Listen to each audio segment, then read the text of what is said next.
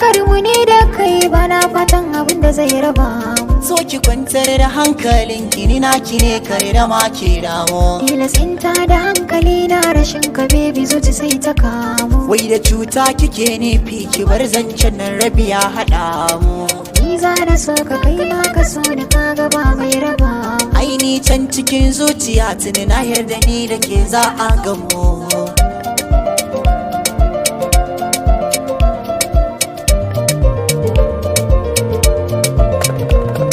Ki so wani ne ina son ki haka rayuwa ta kunsa. Ka so a so ka shi yake sa ka tsinci kai a cikin masoya. Ni man na san ka dan kana so na haka rayuwa ta kunsa. Da san ka ne ka tare ya zuci na tsinci kai na cikin masoya.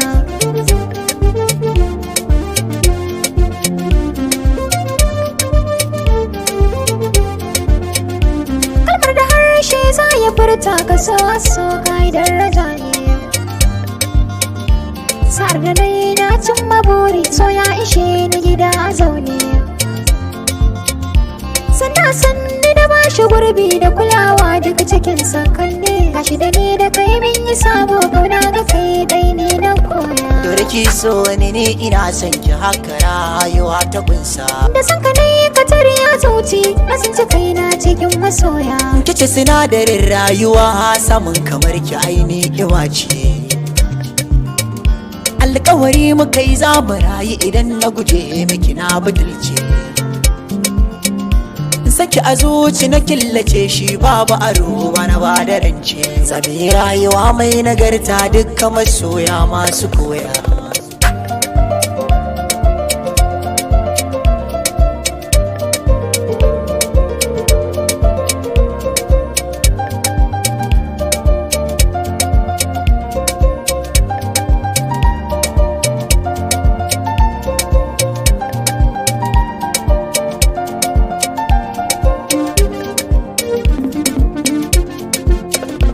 Gidan da duka ga yayi nagarta ya samu kula ko akwai kwarewa.